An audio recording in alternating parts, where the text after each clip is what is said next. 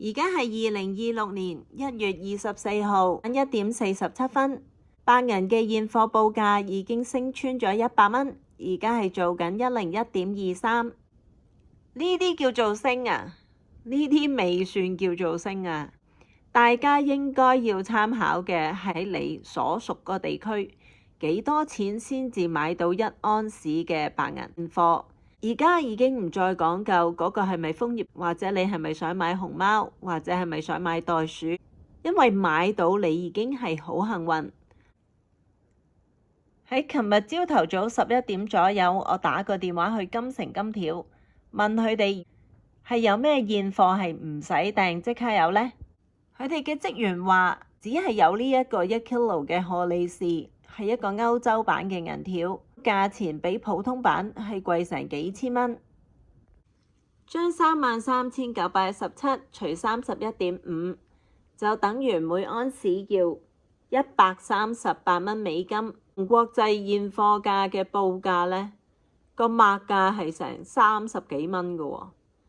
點解用呢個1 kilo 歐洲版嘅荷利士做參考呢？因為其他嘅銀條或者銀幣根本就買唔到。當你要去訂嘅時候，我都會話俾你知要3月先至到貨，而個到貨日期呢係並唔確定。用一個唔確定嘅價錢係反映唔到現實。第二日朝頭早起身，而家係星期六啦。咁琴日收市就係103.3，呢個係白銀嘅現貨國際報價。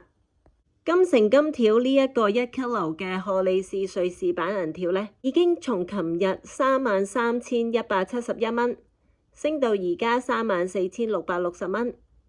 呢個叫做乜嘢？呢個叫做 Silver Squeeze。白銀嘅現貨存量係用一個失血式嘅速度減少。白銀已經升到超過100蚊美金1安士嘅時候，主要係兩大類嘅需求繼續喺度買緊白銀現貨。第一類就係理財，當個人、傳統基金、退休基金或者私人基金見到白銀喺過去12個月嘅表現，令佢哋覺得佢哋嘅資產組合入邊需要一部分係白銀現貨。原因好簡單，白銀本身就係貨幣，佢嘅本質就係儲存財富。另外一個就係工業用途嘅需求。白銀有驚人嘅天然抗菌性，醫學上嘅用途暫時都係不能被取替。由於過去10幾年白銀嘅價格都係非常之平，白銀有最強嘅導電性，所以大量嘅白銀都用咗喺生產太陽能收集板上邊。由於白銀嘅價格越嚟越高，而且貨源越嚟越唔穩定，好多生產太陽能收集板嘅工廠都改用銅嚟代替白銀。雖然係咁啫喎，與此同時，電動車已經成為一個不可逆轉嘅趨勢。Tesla 嘅 Supercharging 可以由10% 差到80%，只係需要25分鐘時間，就係歸功於白銀嘅導電性。下一代 Tesla 嘅 Ultra Fast Charging 同樣係10% 差到80%呢，只係需要5到10分鐘，甚至只係需要3到5分鐘。就算而家用緊係 Model S 同埋 Model X 嘅100 kWh pack 嘅電池，就算都繼續只係用1 kilo 嘅白銀，當 Tesla 要增產100萬部車嘅時候，就會再額外增加幾百噸對白銀嘅需求。由於白銀變得越嚟越稀缺，技術人員研究緊用 Graphene 代替白銀嘅可能性。Graphene 可能有比白銀更強嘅導電性，但係呢個級別嘅 Graphene 一啲都唔平，要500蚊美金1個 gram。就算連貴都唔怕，佢都仲有一個障礙未突破，就係佢嘅穩定性。始終白銀係最穩定。當投資者見到有錢都未必買到白銀嘅時候，佢哋又恐懼做燃料，而工廠就會因為買唔到白銀呢個原材料，需要停工嘅話，呢兩類需求唔會因為白銀已經升到超過100蚊美金1安士，令佢哋卻步。喺呢啲極端情況之下，天都未光走去你窗門口排隊買白銀嘅人，喺某個角度嚟講，其實佢哋係非常理智。雖然而家出手係好似有啲遲。當你見到之前任何價錢買嘅黃金或者白銀都冇蟹貨嘅時候，應該感受到有幾風高浪急。如果你喺最近先至開始買實物貴金屬嘅話，我想同你分享當初我點解會開始買實物貴金屬。因為實物貴金屬就係救生艇。要買幾多實物貴金屬先至夠，就視乎你嗰隻艇要坐幾多個人。如果你係一人之境，咁當然好簡單，顧掂自己就得啦。如果你上有高堂，下有妻房，你都應該要知道一隻救生艇有佢嘅極限。白銀本身就係貨幣，佢嘅價值好大部分係建基喺開採佢嘅高昂成本上邊。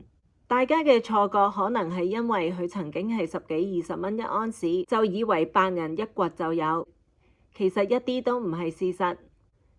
由於有啲大行有雄厚嘅資金喺白銀嘅期貨市場入邊，長期咁樣去拋空一啲佢哋唔擁有嘅白銀，暴力咁樣將白銀定喺一個好低嘅價錢。因為好多人有一個觀念，就係覺得價等於值，令到佢哋睇唔到白銀作為儲存財富嘅價值。本身遊戲係可以唔使咁快結束，一切都仲喺佢哋嘅掌控之內。當佢哋要推溫室效應，要控制碳排放嘅時候，因為要推再生能源，就用咗大量嘅白銀庫存喺生產太陽能收集板上邊。咁都仲未夠，而家生產埋電力車，每一架電力車要用成公斤嘅白銀。佢哋教育大家要不停追求更快更新嘅電子產品，呢啲失控嘅消費主義模式，令到白銀喺工業性嘅需求一樣咁失控。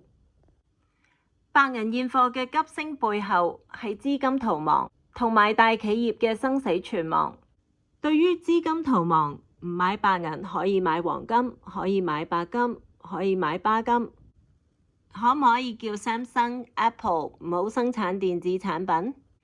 叫 Tesla、叫比亞迪唔好生產電車？仲有 Mercedes、Beamer、Rolls-Royce、Porsche 同埋其他嘅汽車生產商。佢哋又投資 R&D， 又投資生產設備之後，白銀升到100蚊、200蚊、300蚊，唔通佢哋就放棄晒前期嘅投資？係冇可能㗎喎。咁 SpaceX 呢？放棄計劃？軍事用途？唔通又因為白銀升咗100-200蚊，就放棄晒生產佢哋嘅軍事設備？而家可以做嘅就係用白銀嘅現貨價去調節供應同埋需求嘅平衡。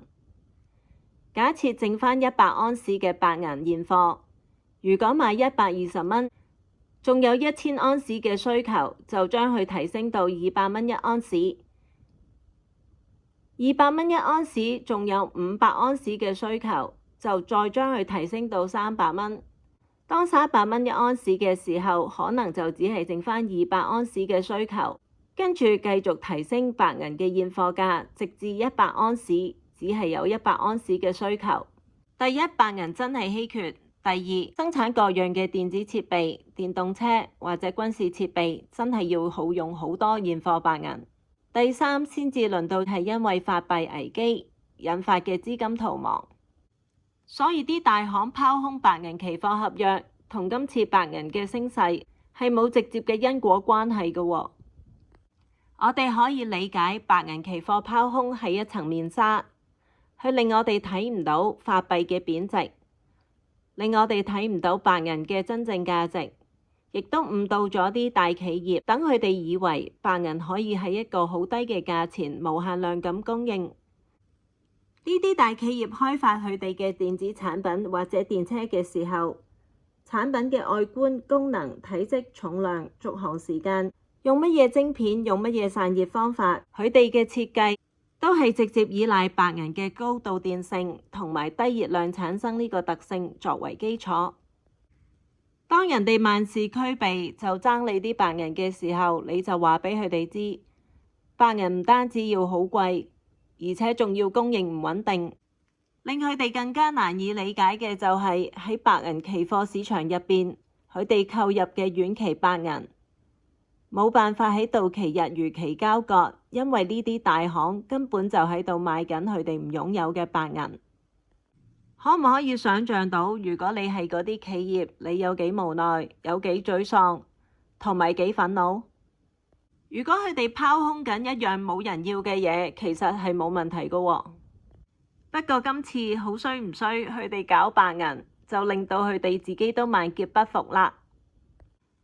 當白銀升到30-40蚊嘅時候，佢哋已經好肯定自己已經火燒後欄，去到一個不可收拾嘅地步。佢哋已經喺度嘗試救亡，力挽狂瀾，只不過任何方法都冇效咁解啫。佢哋今次不可抗力嘅唔係資金問題，而係九運重置嘅能量，係一個宇宙法則。如果你問我貴金屬再升2倍、3倍，我會唔會獲利？我只係可以同你講，當佢升得2-3倍，你就知道隻船真係沉緊，唔係幻覺，亦都唔係恐懼或者係妄想症。我最大可能性會做嘅嘢，就係當白銀再升落去嘅時候，去到一個黃金變得好吸引嘅時候，我就會將白銀換成黃金，因為黃金始終係儲備。我唔會將我嘅貴金屬賣出去，跟住揸返現金，因為咁樣就等於就係 Titanic 沉緊嘅時候，你考慮緊，如果有人出一個高價，你就將你隻救生艇賣俾佢。就算白銀價格升得再高，如果你手上只係得1盎司白銀嘅話，佢都救唔到你幾耐。九運係一個大重置，喺白運嘅時候已經埋下咗伏筆。如果喺白運入邊你好幸運可以賺到好多錢嘅話，就要睇你點樣用你嘅錢啦。有啲人選擇買樓，雖然跌咗都仲有半層，但係賣唔賣得出呢？大家都知道啦。有啲人選擇吃喝玩樂，買好多佢哋之前諗都冇諗過買得起嘅嘢，得到嘅係存在感。冇錯，佢哋有一個非常之好嘅體驗，同埋好多美好回憶。喺白運嘅末段，其實有一個好好嘅機會俾大家靜落嚟去思考人生。我要好多謝呢個疫情，俾我機會喺幾年好安靜嘅時間入邊去思考人生，去觀察古往今來發生過嘅所有大小事件，令我有所啟發。其實大家都可以，可惜嘅就係大家用咗時間喺其他嘅地方。喺疫情嘅時候，有社交活躍症嘅人，除咗去 staycation， 仲約埋朋友去行山、踩單車。記唔記得當時 glamping 嗰啲露營拖車？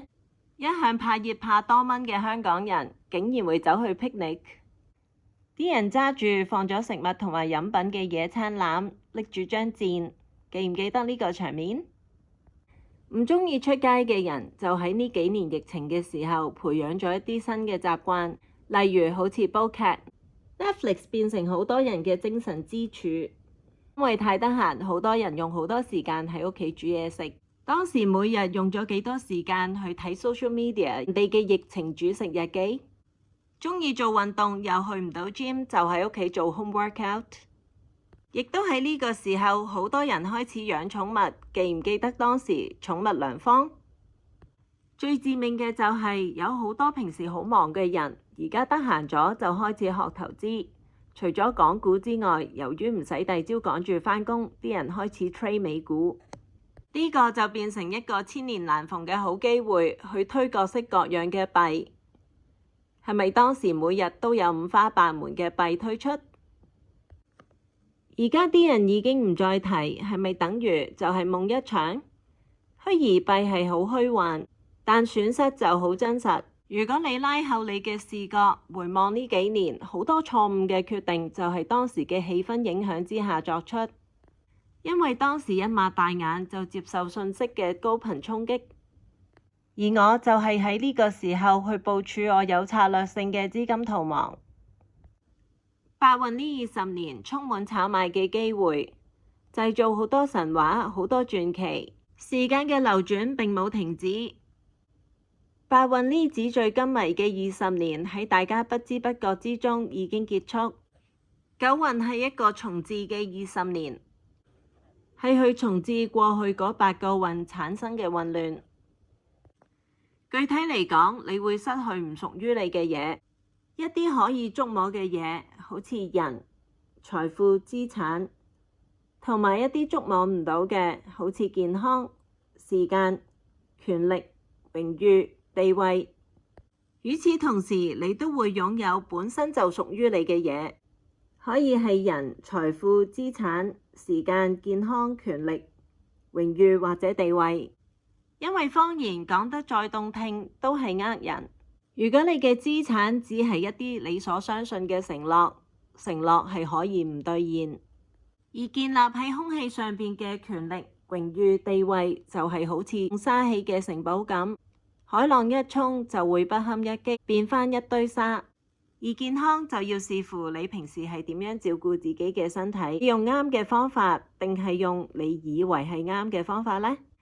九運嘅兇險之處係呢20年可以令你一無所有，亦都可以令你擁有返一切你應該擁有嘅嘢。危機唔一定發生，但係當佢發生嘅時候，你會想做呢啲跳船嘅人，定係做呢啲坐喺救生艇上邊嘅人呢？